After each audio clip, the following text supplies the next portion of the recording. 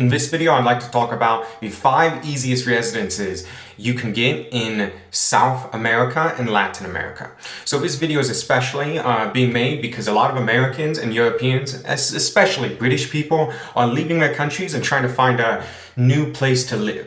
And well, Latin America and South America is one of the only places you can get residency quite quickly and easily, even if you're quite an average person. So yeah, that's why I'm making this video, but let's get into the video. So the first option I'll talk about is one you might have already heard of before, which is Paraguay residency.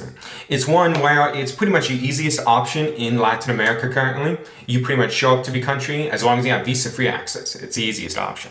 But you pretty much show up to the country and deposit around $5,000 in a bank account, fill out some documents or forms, and submit them to the government. Wait, I guess it's about 40 days, 60 days, and you get your residency card. That's pretty much it. Technically, they've changed things a little bit recently, so you will be having to go in 2 separate visits. You're supposed to. However, if you go through some agency or lawyer in the country that's actually one of the better ones, let's say, you won't have to necessarily actually go 2 times, even though this is a requirement. There are some ways around this, basically. But yeah, this is one of the easiest options, and it's one of the best as long as you have visa-free access to Paraguay, because they have very low taxes, so they're a territorial tax country, so you only pay on what you earn from Paraguay. So if you're making money from, say, you have an online e-commerce shop in the US, you're not going to pay taxes on any of that in Paraguay. You're only going to pay on what you make from Paraguay-based, Paraguay-sourced income. So otherwise, it's basically it's one of the best tax countries and tax-friendly countries in the entire world currently. It also has no real minimum stay requirement. So as long as you show up to Paraguay, I don't know, a couple days a year, you're pretty much good to go to maintain this residency. So if you want it as like a back pocket residency, it's good for this. Or if you want to actually stay there and get citizenship, it's also okay for this. So regarding the citizenship, online you'll see a lot of people say you can get Paraguay citizenship in just about 3 years after moving there. But from what I've seen and heard, this is not actually true. So really, Paraguay citizenship, you're going to have to live there a little bit. You're going to have to learn Spanish, and you're going to have some real ties to the country. Otherwise, they're not going to really give you citizenship. So you're going to want to probably buy real estate or live there at least a year prior to you applying if you're interested in getting the citizenship. But really, truthfully, most people aren't doing the Paraguay thing for citizenship, just a mere residency in South America, a tax-friendly one. With that being said, if it interests you, I don't have any services to sell you regarding this. I recommend just looking up local lawyers and figuring it out that way. I'd say, though, be careful. A lot of these services you'll see online with Paraguay in particular are, let's just say, lower quality and ran by people who are acting as middlemen between you and your lawyers. And a lot of them just lie about a lot of stuff and have bad service. So just be really careful if you're gonna try to go through the Paraguay thing, as well as keep in mind if you look up any videos about Paraguay or the capital city there, there's a lot of agents who like to push at Paraguay as a fantastic place to live. It's okay. It's okay. It's just okay. So it's a very small place. It's a very quiet place. If you want a okay like family environment, it's pretty good, or a work environment, it's okay. But like you don't have let's just say there's not a lot to do, and I'm not talking nightlife or anything like this. I mean, like, there's not a lot to do, period. It's a very flat country. It doesn't have tons of nature that's really public nature for you to go to. The city's not too big. It's limited. To me, it has enough, but just keep in mind people do over-exaggerate how good life in Paraguay is. So just keep that in mind, but it is a good option. To be clear, one more thing about Paraguay, you don't actually need any agent or anything like this to actually get the residency in Paraguay. You can actually fill out all the documents yourself and submit them all on your own, as long as you speak some Spanish or understand some Spanish. So the documents actually aren't too difficult. But yeah, if you get an actual lawyer's help, it's not too expensive anyway. So it is it's worth it most likely given the value of your time. Okay, but let's move on to Ecuador. So personally, I'm not a big fan of Paraguay because the residences I'm looking to get are ones where I would actually be living there. And Paraguay, to me, I prefer a place that has either mountains or sea, and Paraguay doesn't really have either of these. So, because I'm a big nature fan. So Ecuador, to me, is kind of a better option. So it's one I was considering. It's basically, to get residency there, it's quite straightforward. You either have and show around $1,200 to $1,500 a month in passive income. So like some other programs in Latin America, it must be like guaranteed. So you really shouldn't be showing like dividend income from your stock portfolio or something like this. You're gonna really want to show like a recurring payment that's sent from either a trust fund, a pension, or like a real estate rental contract you have with someone. Something like this is much better to actually get your residency there. So that's one option, but to me there's no reason to really go that option because there's a better option. And the better option is to just buy real estate in Ecuador. If you're gonna go to Ecuador, the country's real estate isn't too expensive. And you can basically buy a condo or a plot of land, a house. You can pretty much buy whatever you want in Ecuador. There's not too many restrictions on it. And buy one that's at least $50,000 in most locations around the country, and you get residency. It's that straightforward, it's that simple, and it's very easy to maintain. So if you want to maintain the residency over, you don't want to actually live there quite yet, you can buy the real estate, get your residency in I'd say about 2 months is the time frame to really get it done. But I'd recommend using a lawyer there to get the residency because that was what I was going to do. And essentially, though, takes a couple months and you don't have to stay in the country. Once you have your residency permit, you don't have to really stay. Even though the requirement seems to be that you're supposed to stay at least 181 days a year or something like this. Technically, it seems like they will renew the permit regardless. So it's something to keep in mind. You're supposed to live in the country. If you want to guarantee your renewal of your residency permit, you probably want to stay there. However, technically, it seems like they don't really care about this requirement too much currently. In terms of getting citizenship off it, it's one of the options here that aren't as good. So getting citizenship there, again, it's supposed to be around a few years. So if you're interested in getting the citizenship there, it will take a couple years to actually be able to apply for it. However, again, you're going to want to show that you have ties to the country. You're going to want to speak Spanish. They're going to interview you, and yeah, you're not going to want to sell the real estate before then, anything like that, if you did go that option for your residency.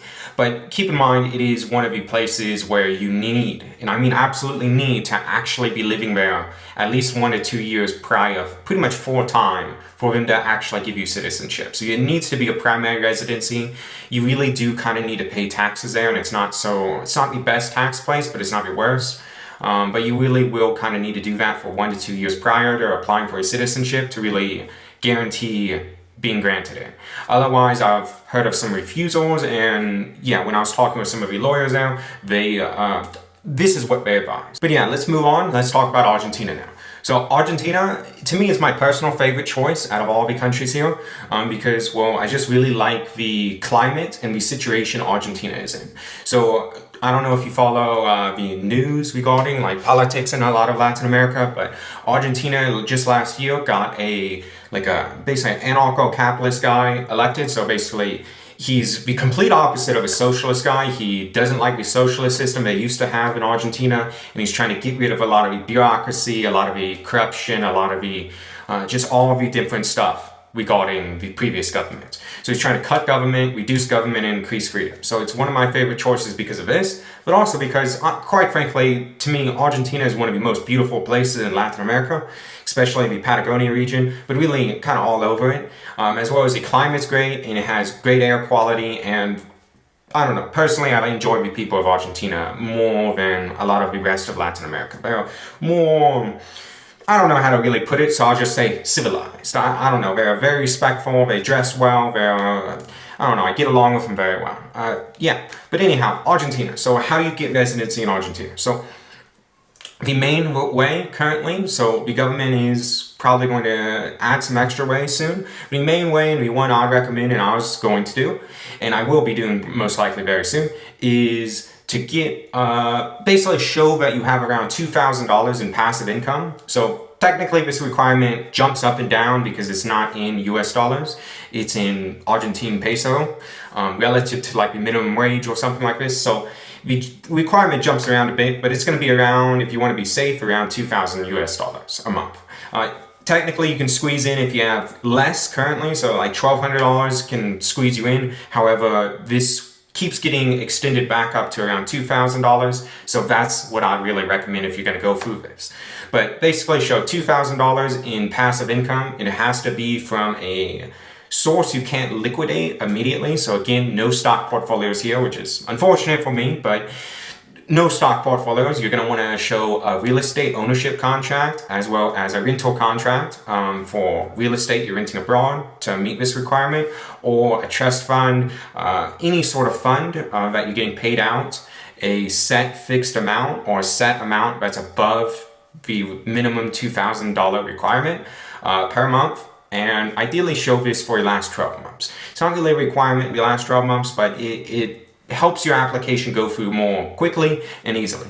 So that's really the way. Yeah, there are other ways, as long as you can show $2,000 a month in passive income, so you can technically have like a company set up and have them be paying you dividends or distributions. However, the company has to actually be like a real company. You can't just set up a company online in the UK and then just send over $2,000 a month. This doesn't work. So yeah, I just want to be clear about that. So as well as just to be clear, because I saw a lot of this sort of stuff when I was looking at it, it seems like we're no longer allowing people to just send over or remit a certain amount of money, like $24,000 for a year for this. So this is unfortunate to me. I wish they had it this way, so you could just remit 24 grand in, the $2,000 times 12 months, and be able to get residency. But it seems like they're not really granting that anymore. I've heard a few cases of people being refused visas when they tried this, starting in 2024. So just really, you should opt for a passive income route. There are a few other visas, like a investor visa or like work visa you can get, that aren't too bad. However, really, it's more complicated, so that's why I recommend this like passive income visa. So it is a little more difficult to get into Argentina versus other countries, but as long as you have your documents in order and meet this requirement, it's a relatively simple process and it's not too painful. But okay, so let's talk about the residency and citizenship in Argentina. So how long do you have to stay? So really, you're supposed to be staying again as your primary residence in Argentina. And that's one thing I'd really like to say here. So Argentina is a country, they don't want people just getting paper residency or back pocket residences in their country. You can do that in Paraguay, they don't care. In Argentina, they care. So they want you to actually live and integrate into Argentina if you're going to be a resident or a citizen there. So you're going to want to learn Spanish, you're going to want to learn Argentinian culture, you're going to want to travel around Argentina, and all those things, honestly, if you're going to get a residence permit there, you're probably going to get seduced by Argentina anyway. So it'll probably come naturally. But just keep that in mind. If you want to just fly there, get your residency, and leave, this isn't really a good idea. If you're looking to get your passport, because a lot of people talk about, oh, it's only a 2-year residency requirement, then you can get the passport and citizenship. Well, that's a little bit misleading. So how it really works is you have to have ties to the country, you really should be living there, and you need to really speak Spanish. Those aren't mandatory requirements under law, but because everything's up to the discretion of just some guy, some judge, that's really what they're looking for. They want ties to the country, you either owning real estate, you living there a bit, having a rental contract, even having a local job ideally, but that's really not a requirement. And just generally contributing and appearing and behaving like an Argentinian. So that's really ideal. Also, the 2-year requirement is not really 2-year because once you apply, it oftentimes will take over a year to see the judge and actually be granted citizenship. So really it's more like 3-year, but technically you can apply once you arrive in Argentina, before you actually meet the 2-year requirement, according to a lot of lawyers, but it's just complicated. You can do that. Otherwise, you wait the 2 years and you can even apply on your own. It's not too complicated of a process to get the citizenship, but wait times can be 1 to 2 years even to actually be granted the citizenship. And during that time, you would want to actually be living in Argentina. So really the whole get your passport in 2 years thing in Argentina. A lot of people talk about that. That's not really the truth. It's much more intensive than people let on for it to be. So it's going to take multiple years. You're going to really want a primary residence in Argentina, and ideally pay some form of taxes in Argentina. Really show that you are contributing to the country and plan to stay there and, I don't know, integrate into Argentina. Because Argentina, they love immigrants, especially from Europe or the US. However, they want you to actually become Argentinian. They appreciate that. You learning Spanish, you enjoying the culture, enjoying and integrating. This is what they really want. So yeah, let's move on. The next country is a country that's very popular with Americans, and that's Costa Rica. So Costa Rica, you can pretty much just invest $150,000 in any local asset. So you can either buy a business, you can buy stocks, you can buy real estate, pretty much anything within $150,000. There are a few restrictions you can check into, but they are not too intensive. And you can get residency in Costa Rica. It's quite flexible in Costa Rica, so there's a few other options. You can also just show you make around $2,500 to $3,000 a month and get a visa this way. So this, as far as I'm aware, doesn't need to be passive income whatsoever. It can be income from your job, and at least that's a current requirement. Income from your job, income from your business, whatever it is. As long as you can show that coming in, at least that much for at least 12 months prior, ideally 18 months, but at least 12 months prior, then you're good to go. You can just get residency based off that. Another option is you can deposit around $60,000. You can do a little bit more than this, ideally, but $60,000 is the official minimum to get just a residency based off that. So it's quite flexible in Costa Rica. So yeah, the only issue with Costa Rica, and one I'd like to talk about, is prices are quite a bit higher than the rest of Latin America. It's quite Americanified. That's not the right word, but Americanized. That's it. It's not too bad, honestly. It's actually a pretty good place too.